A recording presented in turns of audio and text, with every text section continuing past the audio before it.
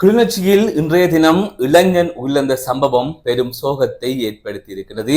என்ன நடந்தது? இது தொடர்பாக விரிவாக பார்க்க இருக்கின்றோம்.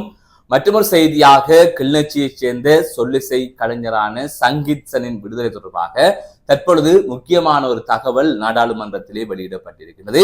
அவரது விடுதலை தொடர்பாக இன்றைய தினம் மதியம் 2 மணி அளவிலே முக்கியமான கலந்துரையாடல் ஒன்று இடம்பெற இருப்பதாகவும் அறிய கிடைத்திருக்கிறது. அது தொடர்பான தகவல் நாடாளுமன்றத்திலே வெளியிடப்பட்டிருக்கிறது. அது தொடர்பாக விரிவாக பார்க்க இருக்கின்றோம்.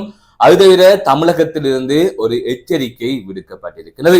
தமிழகத்தில் இருக்கின்ற இலங்கைக்கான தூதரகத்தை முற்றுகையிட்டு மாபெரும் போராட்டம் ஒன்று முன்னெடுக்கப்பட இருப்பதாக தெரிவிக்கப்பட்டிருக்கிறது. சங்கீத்சனை விடுதலை செய்யாவிட்டால் இந்த போராட்டம் முன்னெடுக்கப்படும் என்று இலங்கை அரசாங்கத்திற்கு தமிழகத்திலிருந்து எச்சரிக்கை விடுக்கப்பட்டிருக்கிறது.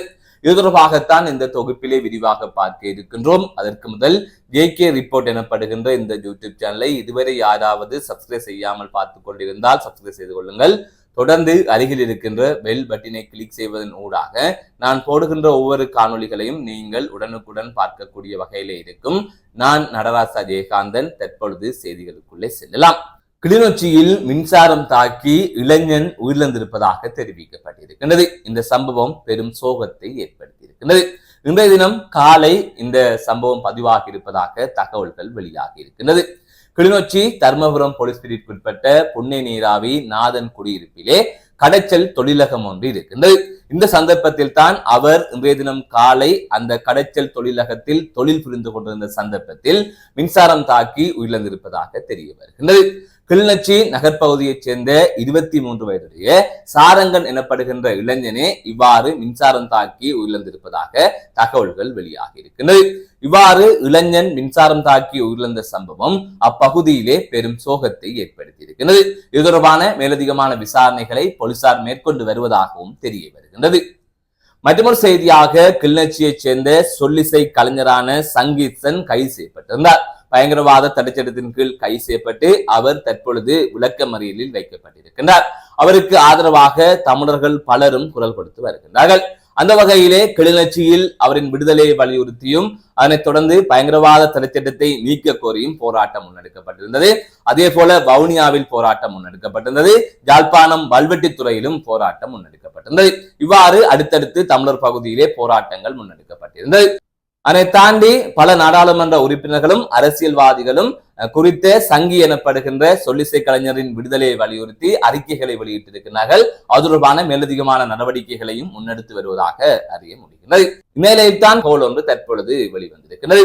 நாடாளுமன்றத்திலே பொதுமக்கள் பாதுகாப்பு அமைச்சரான ஆனந்த விஜயபால இந்த விடயம் தொடர்பாக பேசியிருந்தார். அப்போது அவர் குறிப்பிட்டிருந்தார், புலிகளை மீளுருவாக்குகின்ற முயற்சிகளை நாங்கள் ஒருபோதுமே ஏற்றுக்கொள்ள மாட்டோம். அதற்கு எதிராக நாங்கள் சரியான நடவடிக்கைகளை எடுப்போம் என்கின்ற அர்த்தப்பட அவர் பேசியிருந்தார். அதை தவிர உயிரிழந்த உறவுகளை நினைவு கூறுவதற்கு அந்த மக்களுக்கு உரிமை இருக்கிறது என்கின்ற விடயத்தையும் அவர் இதிலே வந்தார். அந்த வகையில் தான் புலிகள் சம்பந்தப்பட்ட பாடல் தொடர்பாக தற்பொழுது கிளிநொச்சியைச் சேர்ந்த இளைஞன் கைது செய்யப்பட்டிருக்கின்றார். இந்த கைது தொடர்பாக இன்றைய தினம் மதியம் 2 மணி அளவிலே பொல்ஸ்மா அதிபர் மற்றும் சட்டமா அதிபருடன் ஒரு கலந்துரையாடல் ஒன்று இருக்கின்றது. அதிலே சாதகமான முடிவு எட்டப்படும் என்று அவர் தெரிவித்திருக்கின்றார். அதாவது 2 மணிக்கு முன்பாக நாடாளுமன்றத்தில் உரையாற்றுகின்ற போதே அவர் இந்த விடயத்தை குறிப்பிட்டிருக்கின்றார். இந்த காணொலியை நீங்கள் பார்த்து கொண்டிருக்கின்ற சந்தர்ப்பத்தில் அந்த கலந்துரையாடல் நடைபெற்று முடிந்திருக்கலாம். சாதகமான பதில் கிடைக்கும் என்று நாங்கள் எதிர்பார்க்கின்றோம். அவரும் நாடாளுமன்றத்தில் பேசுகின்ற போது அது தொடர்பாக சாதகமான முடிவு எடுப்போம் என்று கூறியதாக தற்பொழுது ஊடகங்களிலே செய்திகள் வெளியாக இருக்கிறது. எனவே அவரது விடுதலை விரைவில் கிட்டும் என்று எதிர்பார்க்கப்படுகின்றது. அதனைத்தான் பலரும் வலியுறுத்தி வருகின்றார்கள்.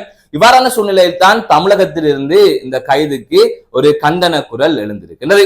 வேல்முருகன் அவர்கள் இது தொடர்பாக தனது சமூக வலைத்தளத்திலே ஒரு பதிவை வெளியிட்டிருக்கின்றார். அதாவது அறிக்கையாக அதனை வெளியிட்டிருக்கின்றார். அது தவிர தமிழக வாழ்வுரிமை கட்சியின் முகநூல் பக்கத்திலும் ஒரு பதிவு வெளியிடப்பட்டிருக்கிறது. அதிலே வெளியிடப்பட்டிருக்கின்ற பதிவு மிக முக்கியமானதாக இருக்கின்றது. அந்த பதிவிலே குறிப்பிடப்பட்டிருக்கின்ற விடயம், இலங்கை தூதரகத்தை முற்றுகை இடுவோம் எச்சரிக்கை என்று தலைப்பிடப்பட்டிருக்கிறது.